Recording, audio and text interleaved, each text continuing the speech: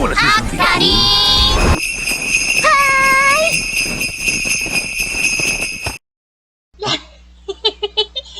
This video is Oh, what's the matter?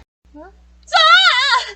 Please stop it! This is not food! These are gifts and presents for our fans! Oh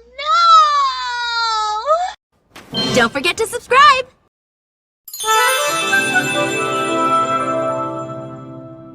Welcome back, everyone, to the Teen Smash Christmas Specials! In this video, we'll all be reviewing My Christmas Specials! Let's get started! Ah, spoiler alert!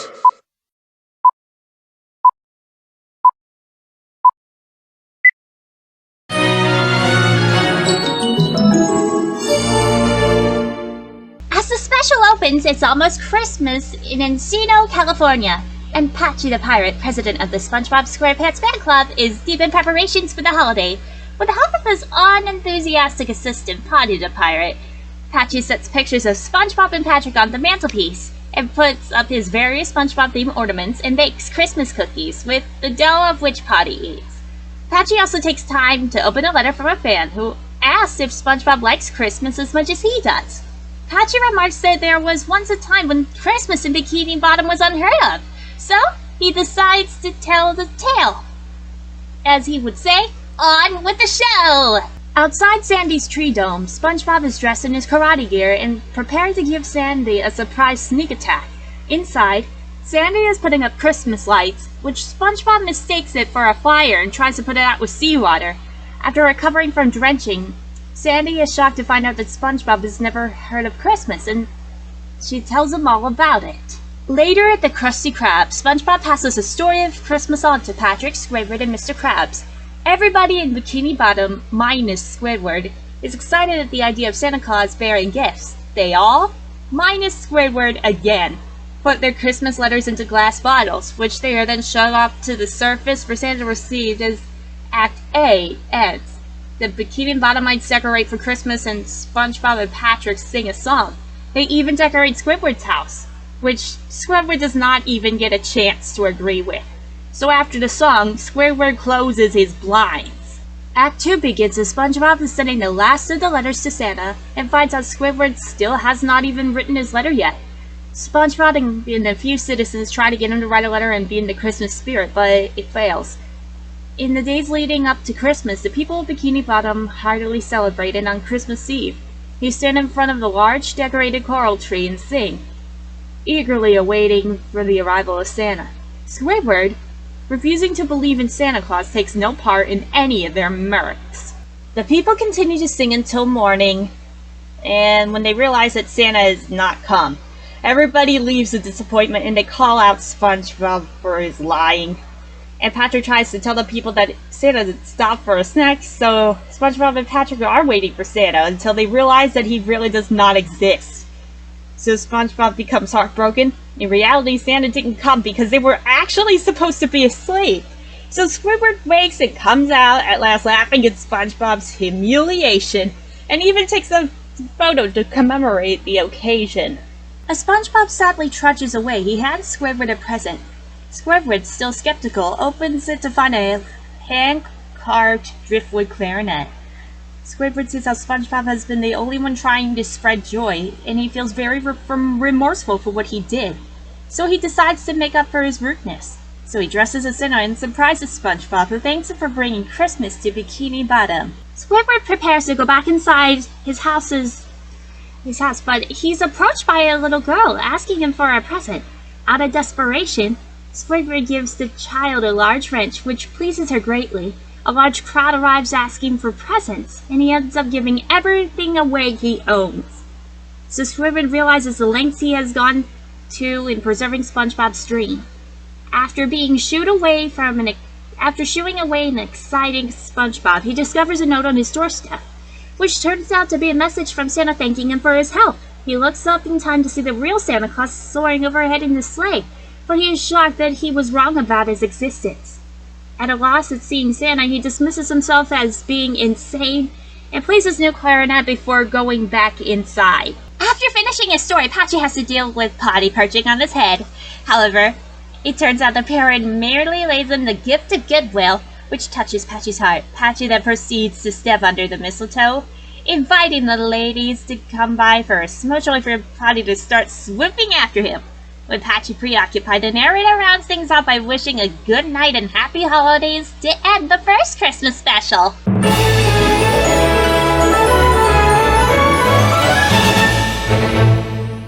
As this special begins, Patchy the Pirate, parodying the role as S.D. Kluger from Santa Claus is Coming to Town, drives the mail truck through a snowy mountain range. He stops to wishes everyone a Merry Christmas, and he tells them that he wanted to make sure Santa Claus got his letter. And he then, saying that he gave the mailman a day off, but it is revealed that he stole the truck, and the said mailman is tied up in the back. Patchy the Parrot actually doubts that they'll make it to the North Pole, and then he argues with Patchy about which Christmas carol the directions to the North Pole are in. The truck is driven madly until Patchy notices that there's actually a fork in the road, which gets stuck on the tires and causes the truck to spin madly. Patchy then suggests that they may see what SpongeBob is doing for the holiday, so Patchy drives a truck off the cliff, and the mailman escapes. So he and Patchy get lost in the woods since the fork got stuck on one of the truck's tires and caused it to go flat, preventing them from being able to drive it any further, and they are trying to warm up by a fire. Out of sense of hunger, Patchy hallucinates and imagines Patchy as a platter of buffalo wings. Patchy nearly eats his pet, only to snap out of it. So Patchy also hallucinates and imagines Patchy's head as a sweet cake topped with butter, and then he pecks on it. Well, at the end of the episode, Patchy and Patchy make it to the North Pole, believing they finally made it to Santa's workshop. Patchy apparently meets Santa in the cave and tells him that his Christmas wish is to meet SpongeBob face to face. However, it turns out he was once again hallucinating and really encountered a polar bear, which starts chasing him. Watching nearby, the real Santa puts Patchy on the naughty list for stealing a mail truck. He and Patchy then end the episode wishing everyone a Merry Christmas. Set to December 23rd, SpongeBob is very excited that Christmas is almost here, and SpongeBob sees his friends are preparing for Christmas as well. Squidward is stringing lights, so Santa knows to go away. Patrick has to set up a trap for Santa to make him stop the clock so they will have Christmas all year long. But he gets trapped in his own trap. Sandy is conducting a Christmas scientific experiment. Mr. Krabs is getting ready for the season of getting. Meanwhile, Plankton is not happy as he gets nothing but coal in his stocking every year. So he comes up with a new plan to ruin the holidays, which involves the new element he discovered, a large green glowing chunk of what he dubs jerktonium. His plan is to give out fruitcakes to everyone in town, each piece spiked with jerktonium, so that anyone who eats it will become a jerk. With everyone except him acting like a jerk, Santa will have no other choice but to put him on the nice list and give what he always wanted to get for Christmas: the Krabby Patty secret formula. Driving a fruitcake dispenser called the Jerkmaker 9000, Plankton wonders who will be his first victim when SpongeBob shows up. After feeding him a piece of fruitcake and see that he did not become a jerk, Plankton thinks he got a piece of what he did not have that did not have jerktonium. So he feeds SpongeBob more slices than whole loaves, and then even a baker's dozen, but there's still no effect. His plan has seemingly failed once more, and Plankton tosses SpongeBob the keys to the cake dispenser before kicking it and heading back into the chum bucket irritatedly. Driving the fruitcake dispenser up to a trio of Christmas carolers, SpongeBob gives them each a piece of fruitcake. Upon consuming it, they get enveloped in a green aura, grow 5 o'clock shadows and burly eyebrows, and begin arguing about which song to sing. Thinking that they are just being passionate about the holidays, SpongeBob drives off to find more people and pass the fruitcake out to. Plankton, hearing the racket, comes out of the chum bucket and sees the carolers arguing. Much to his delight, the jerktonium works after all. Getting on the year's cycle, Plankton follows after SpongeBob to see him unwittingly carry out his scheme. Coming up to a Christmas parade in town, SpongeBob starts tossing fruitcake to everyone present, the spectators, the parade Santa, and even the driver of the float, totally unaware of the transformation everyone is undergoing. Plankton is pleased that soon everyone in town will be jerks except SpongeBob. Consulting Karen, Plankton discovers that SpongeBob's extreme purity of heart and innocent love of the Christmas holiday shields his heart from the effects of the jerktonium, thereby making him immune.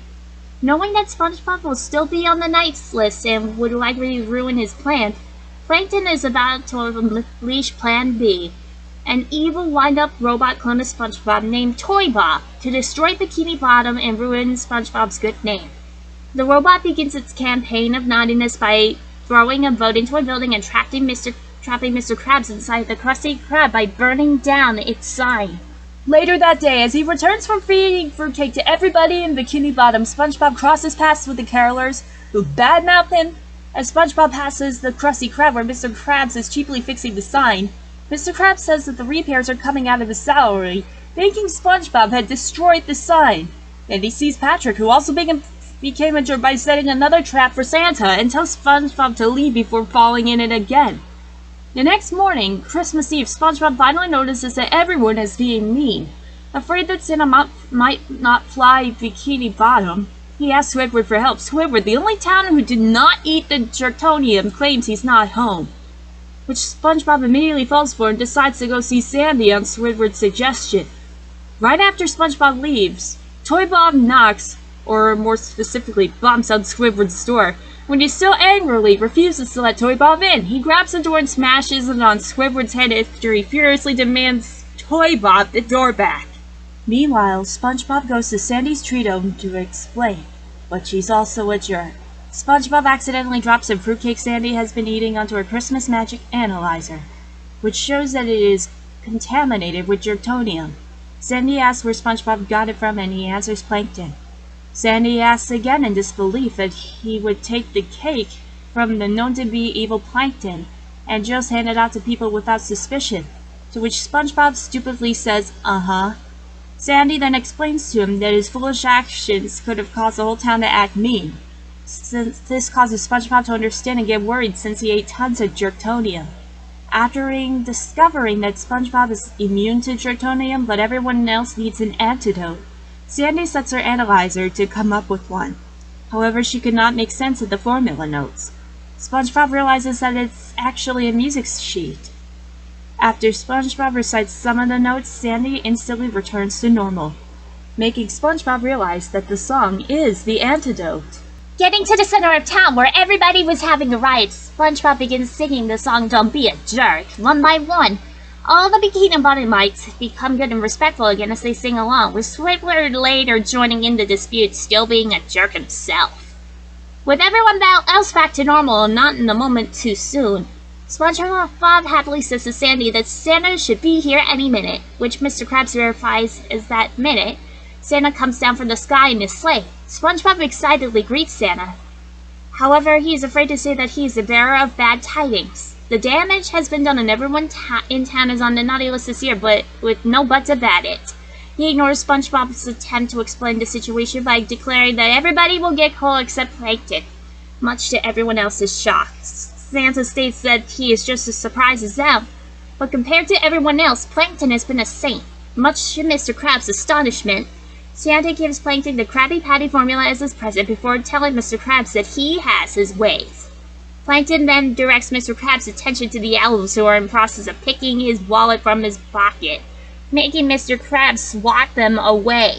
Stunned to see that his attempt to save Christmas had failed, SpongeBob stutters but several times until Patrick slaps him to get to talk clearly. SpongeBob tries to explain to Santa that he has it all wrong, but he refuses to listen by saying that SpongeBob, on the contrary, is the worst of all, believing that he is still wreaking havoc in Bikini Bottom.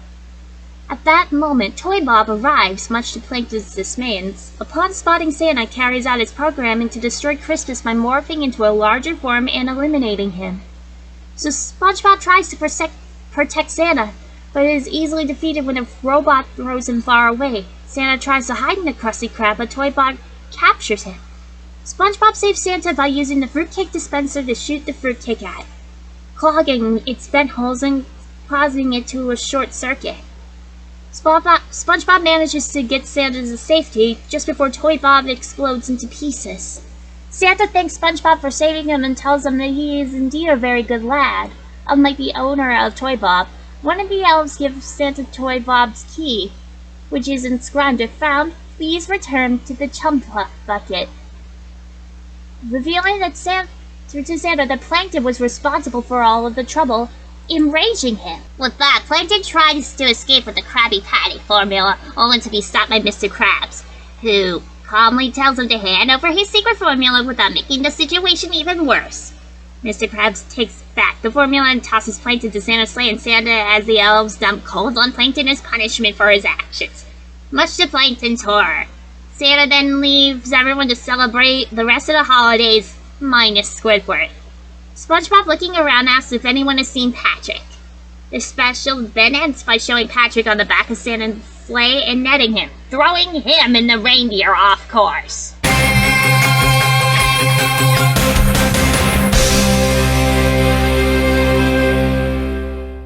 The episode begins on a Christmas Eve night when Santa is delivering presents. SpongeBob has a gift for him.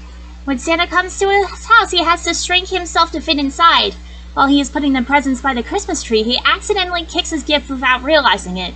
7 months later, SpongeBob is vacuuming his house and notices that Santa never got the gift. SpongeBob is upset that the gift is 212 days late and tells Patrick about it. They decide to travel to the North Pole. While they are skipping and hopping, they accidentally step on Plankton. They tell Plankton that they're going to the North Pole. Plankton pitches an idea to go to the North Pole to hack into Santa's computer and put his name on the nice list. He wants to do it so Santa will give him this Krabby Patty secret formula. He decides to tag along with SpongeBob and Patrick. They travel in Plankton's vehicle, and it takes a day to get there, seemingly. They end up at the Christmas Land theme park. They encounter Santa and discover that it's Patchy the pirate, only disguising as Santa. Patchy proceeds to tell them that they are not at the North Pole, but rather at a theme park. Plankton admonishes the duo for them getting lost, and they realize their error. The three explain that they are trying to find the North Pole, and Patchy gives them a map to the North Pole. They eventually all make it to the North Pole. They see Santa's workshop and travel to it. An elf tells them that Santa isn't home, and Plankton goes to Santa's computer to put his name on the nice list. SpongeBob and Patrick cause chaos around the workshop. Santa arrives and sees that someone has made a mess. Santa sees SpongeBob and says, "You're a menace" to him. SpongeBob reveals that all he ever wanted to do was deliver the present to him. Santa is delighted by the gesture, as he reveals that not even the elves or reindeer give him a present, to their embarrassment. SpongeBob gives Santa a bottle with a letter inside, and Plankton thinks it's the Krabby Patty secret formula, but finds out that it isn't. Santa, SpongeBob, and the reindeer and the elves tell Plankton to read the letter. Plankton begrudgingly reads it and is revealed it is merely a thank you note to Santa for bringing joy and presents to all. Santa is touched and thanks SpongeBob for his kindness. Next Christmas, Mr. Krabs has a Christmas party at the Krusty Krab, and he gives Plankton some coal. SpongeBob gives Plankton a photo of them with Patchy for their mission to the North Pole. Plankton says that he will destroy everybody with his death robot as he feeds coal to the robot. And the episode ends with a shot of the Krusty Krab as everyone can be heard screaming from inside. Did you know that? This episode marks the first of several things. The first appearances of Patchy the Pirate and Potty the Parrot. The first double-length episode of the series. However, it was also one of the few double-length episodes to have one animation director rather than two. This also happens in Party Pooper Pants. The first Christmas-themed episode in the series. The first episode to show Patrick with just one tooth. It can be seen when he says "just like a genie." Patrick's single tooth would later appear in more episodes. The first time there is a question mark in the episode's name. The second is "Can you spare a dime?" The third is "Have you seen this snail?" The fourth is "Whatever happened to SpongeBob?" The fifth is "Hide and then what happens?" And the sixth is "Are you happy now?" The first episode where Sandy does not wear her air helmet in any scenes whatsoever. The first usage of the track "Drowsy Reef." This episode also marks the last appearance of Incidental 70 until the Patrick Star Show episode "The Yard Sale." In airing order, this is the first appearance of Sandy and Plankton in Season 2. However, in production order, their first appearances in the season were Wormy and Imitation Crabs, respectively. The title card for this episode is similar to that of Employee of the Month. At the beginning of the episode, in the opening theme song, Painty the Pirate has a wreath around him with pine cones, and instead of saying the usual "Are you ready, kids?" he says "Ready for Christmas, kid?" He also has a wreath around him, and he says the same line in "It's a SpongeBob Christmas." Instead of him singing the opening, a Christmas choir sings the intro. Additionally, the logo card was changed to that of a Christmas title card. And this is the only double-eighth episode of Season 2, unless the extended version of Shanghai is counted. Patchy the Pirate presents the SpongeBob SquarePants Christmas Special as an alternate title for the episodes, as used by various cable providers and Nick.com. According to the audio commentary for this episode, the cookie that Patchy made was actually mashed potatoes. The fan letter's envelopes lists its sender as Mike Miller, although this can be seen for a split second. During the very first Christmas, Mr. Krabs' falsetto voice was done by D. Bradley Baker because Clancy Brown could not even hit high notes. And when Squidward feels guilty for bullying SpongeBob, he says, "I feel like, and a picture of a donkey appears. A similar joke is made in Fools in April. It's said that Santa Claus only comes when you're asleep, and the reason Santa did not show up is because SpongeBob and the Bikini Bottomites never even went to sleep. And Sandy apparently did not tell SpongeBob that he needed to be asleep on Christmas Eve night for Santa to show up." And Nickelodeon only airs this episode, It's a SpongeBob Christmas and SpongeBob's Road to Christmas in the month of December, making all three episodes extremely rare on American TV. Since they are Christmas-themed episodes, this also occurred for Scary Pants, I Was a Teenage Gary, and The Legend of Bikini Bottom. Since they are Halloween episodes and they air only during the month of October. And this is the only episode where Mike Bell voices Santa Claus. Coincidence? I think not! And you might have noticed that It's a SpongeBob Christmas was based on the 2008 Christmas song Don't Be a Jerk, It's Christmas, written by SpongeBob's voice actor Tom Kenny and his writing partner Andy Paley.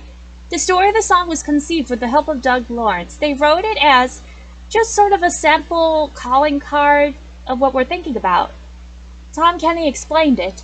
Eventually somebody at Nickelodeon found the song, on their desk and decided to make it into a holiday special. Tease the Season to Be Jerky was planned to be the name of the episode, but the title was later changed for a reason by the Paramount executive. It's a SpongeBob Christmas was the first full-length episode in the series that was produced in stop-motion animation.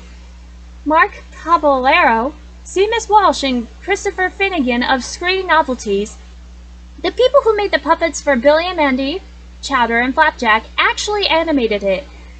And Caballero and Walsh also served as its directors. And production on the episode began in October 2011 in Los Angeles, California. According to Chris Finnegan, it took about 5 months to shoot, with a couple of months on either end of research, development, and post. 6 sets were constructed on 60 pounds of baking soda with use of snow, 42 pounds of glitter for the background, and 22 pounds of wood chips were used to create Sandy's street on the floor, and 20 boxes of cereal covered in the coral rocks. Caballero and Walsh had conflicts on making sure the stop-motion version of Bikini Bottom will resemble the 2D world of the series. And this was also the issue of making SpongeBob resemble his 2D self. According to series creator Steven Hillenberg and executive producer Paul Tibbett, they provided hands-on feedback on the production on a weekly basis. They check out the weeklies and go back and forth with us on various gags, and it was a really pleasurable experience when they came to visit because we come from the same planet. It all felt easy and natural. And this was the first time that an entire episode used stop-motion in a series which was implemented by Screen Novelties. They really worked hard behind the scenes, and to be honest, they made sure that it matched all the video. They matched up the original 2D version so they could make the stop-motion version come to life. The original title card had the title in red and white with SpongeBob's name inside a white oval. And this turned out to be the logo for promotions of the special. According to original logo designs, the designs for the promotional logo merchandise were done by Elisa Blanter and lab partner SF, with the creative direction of Chris Grohl. And this episode aired for the first time in Israel on Sunday, September 9th, 2012. And this is the first time a SpongeBob episode aired first in Israel before the United States. This is Sandy's final appearance in Season 8. This episode premiered on CBS in the USA, becoming the first SpongeBob episode to premiere on an American network outside of Nickelodeon and Nicktoons. This was before the special aired on Nick, and it was rated TV PG instead of the usual TVY 7 rating. The Patchy segments were also removed in the CBS broadcast to save time. And this is the first episode to have a rating rather than TVY7 or TV5, with the latter of which is the show was rated from 1999 to 2007. And the episode marks the first time SpongeBob is aired on terrestrial television. And according to Caballero, the decision to make the episode a CBS primetime special may be because of most of the classic Rankin Bass Christmas specials like Rudolph the Red-Nosed Reindeer and Frosty the Snowman, which is episode parodies, and on that channel. But there's been differences of the theme song of this episode in Christmas Who. They include, urchins are added to the purple rocks, the flowers in the sky are in different positions, the green stones on the pathway to SpongeBob's house are different, SpongeBob's pineapple house is decorated and Squidward's house is covered in snow. Hans putting on SpongeBob's pants is replaced with Santa Claus's hand, and the women choir is replaced with children's choir. The realistic fish is wearing a Santa hat. During this sequence where the chorus says SpongeBob SquarePants 3 times in the verse, it's replaced with la la la la la la la la la. The word Christmas is added at the last word of the opening theme song. There is no SpongeBob Christmas special title card like there was in the former.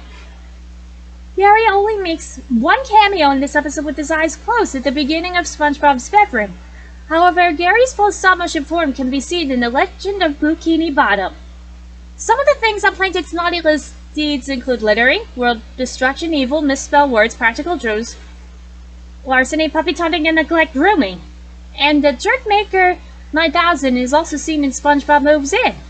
Plankton calls SpongeBob Sponge Boy, which was his original name. The stop-motion form of Plankton does not exist in one scene where Toy Bob is lowered from the ceiling.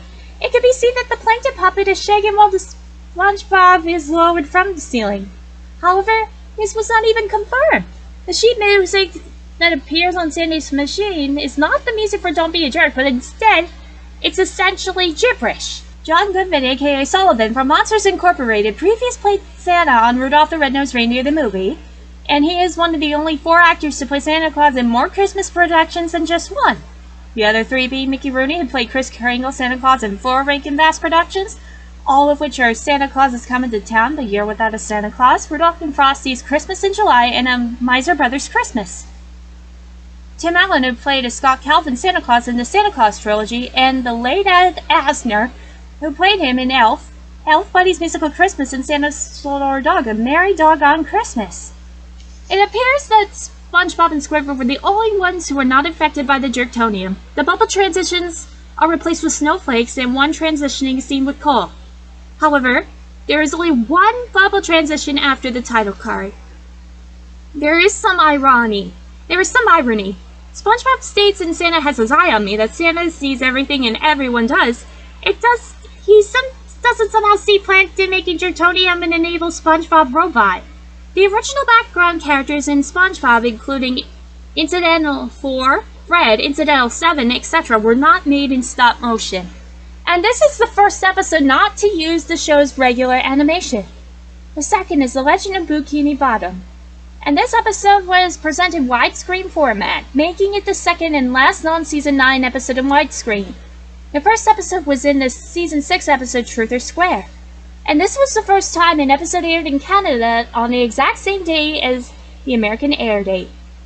This is the second time that SpongeBob creates a rainbow. The first time was in the Idiot Box. And this is the second Christmas episode in the series. The first one was the season 2 episode Christmas Who. And this is the second time that SpongeBob, Patrick, Squidward, and Plankton are seen in stop motion form. The first being in a Merry Mickmas short. And this is the second time Plankton is seen on a unicycle. The first time was in Squidward's School for Grown-Ups. And this is the third episode where the character's name is not said in the episode but revealed in the credits. In this episode, it's Toy Bob. The first time was Squidette from Squidville, and the second time was Lord Poltergeist in Goals Fools. This is the 4th episode to have an alternate theme song. The first was in Christmas Who, second was Whatever Happened to SpongeBob, and the third was in Truth or Square. The intro was very similar to that of Christmas Who. And this is a 4 double-length episode of Season 8. The first was Frozen Face Off, the second was A SquarePants Family Vacation, and the third was Goals Fools. And this episode was not available on the iTunes version of Season 8. Instead, it's purchasable as a standalone feature. This is the last episode where Paul Titwick performs the voice of Potty. Doug Lawrence would take over as Potty, starting with their old friends. Starting with this episode, the characters on the United Plankton Pictures Incorporated logo are from a brighter shade of yellow, and water ripples are enhanced to high definition. From December 24th to 25th, 2019, Nicktoons had a marathon which is special aired for 24 consecutive hours. Nickelodeon only airs this episode, Christmas Who, and SpongeBob's Road to Christmas in the month of December, making all 3 episodes extremely rare to find, since they were Christmas-themed episodes. And this also occurred with Valentine's Day in the paper, as they only air in the month of early February and Fools in April, and Neptune's Spatula as they only air in the start of April. And as of today, all 4 episodes on a regular rotation. This is the only episode where John Goodman voices Santa Claus. There's some irony. If Squidward ate all of the Jertonian fruitcake, he could have not been affected, since he's always grumpy all the time. And the stop-motion Santa in It's a SpongeBob Christmas received criticism due to the fact that he looked like a pig. The animators responded to this comment about their interpretation of Santa Claus, saying, "They definitely wanted to keep an element of strangeness, almost scary aspects in this story." Caballero explained about making the idea of Santa Claus tired and strange when they saw a drawing of him by Mark Cesarelli and Wig Brookshire. Caballero said, "We thought that was a great idea, so we came up with our little backstory where Bikini Bottom was the last stop for Santa. He's tired, he wants to get home, take his shoes off, and we owned into old descriptions of Santa being a jolly old elf. We pictured him as a humanoid, but it's not necessarily directly human." And this one, it was the least viewed special in the main series with only 438,000 United States viewers. And this is the 3rd official SpongeBob Christmas special in the series after Christmas Who and It's Just SpongeBob Christmas. And the 5th episode to feature a Christmas theme after Christmas Who, It's a SpongeBob Christmas, Goons on the Moon, and Plankton's Old Chub, despite the last 2 episodes not being directly about Christmas. And it's also the 3rd season in a row to have a Christmas-related episode, including the Patrick Star Show and Camp Coral, SpongeBob's Under Years. This is the franchise's 7th episode to include a Christmas theme. And this is the first Christmas special where Sandy does not appear. And this is the first Christmas episode in which Squidward appears, but does not actually say anything outside of screaming like a banshee. And this is the first Christmas special not to have a song, not counting music in the background. Both times, Plankton says he was born to be naughty, was attracted with a similar name born to be dumb plays. And this episode is famous for several things. The first and only 2D animated appearance of Patchy and Potty, as well as their second animated appearance after It's a SpongeBob Christmas. This is also the 2nd episode in when Patchy meets SpongeBob after SpongeBob's birthday blowout. But the first time he meets Patrick and Plankton. Potty also meets SpongeBob, Patrick, and Plankton. This is the first appearance of Santa since the episode Goons on the Moon. And he briefly appeared on one of SpongeBob's VHS tapes on the episode Appointment TV. This is the first Christmas episode not to be written by Mr. Doug Lawrence, the first episode to be storyboarded and supervised by the same person, the first episode where Benjamin Arcand is a supervisor, although he storyboarded, the first episode to credit the line producer, the first episode Plankton wears a water helmet, the first and only episode when Encino appears in 2D animation, the first episode where water helmets appear without Sandy in her tree dome. Santa's line, "You're a menace," is referenced from Goons on the Moon. The scene where SpongeBob blows his nose to release Plankton of that is similar to a scene in Krabby Road. In this episode, the water helmets has an opening on top, like they do in Teeth the Tree Dome, Chips Ahoy, Squidtastic Voyage, and Whatever Happened to SpongeBob. This is the 3rd episode where the surface world is fully animated rather than being live action, the first being in Mermaid Man Begins and the 2nd in being Whale Watching. This is the first double-length episode of Season 13. SpongeBob says Santa's present is 212 days late since the opening scene takes place on Christmas Eve, and it is July 24th when SpongeBob finds the present and he and Patrick deliver it. Like the ho-ho horror, Santa also needs an air helmet to breathe underwater, despite being shown to breathe underwater without the one previously. There is also still the argument on how Santa's magic could allow him to breathe underwater. And one of the books that Plankton uses to sit on is a parody of the 20,000 Leagues Under the Seas. And one of the reindeer's names, Rudolph, is a parody of Rudolph the Red-Nosed Reindeer. Now you know! Thanks so much, Lady Phone. So we all give My Holiday Adventures a peak 6 out of 5. The first holiday specials deserves a rating of 11 out of 10. The second one deserves an ultimate 12 out of 10. And the last one deserves a 7 out of 10. Next time on Team Smash Christmas, it's Pikachu's winter vacation on Pokemon The Series Chronicles. Please look forward to it.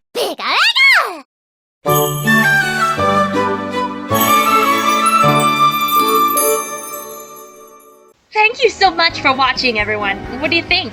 If you appreciated it, please be sure to smash that like button, and be sure to follow my social media platforms in the description below, and the Team Lifelights fandom channel. Please be sure to leave a comment below, and give us your open-minded thoughts. We here at Team Lifelights Fandubs do not condone harassment, violence, or trolls allowed.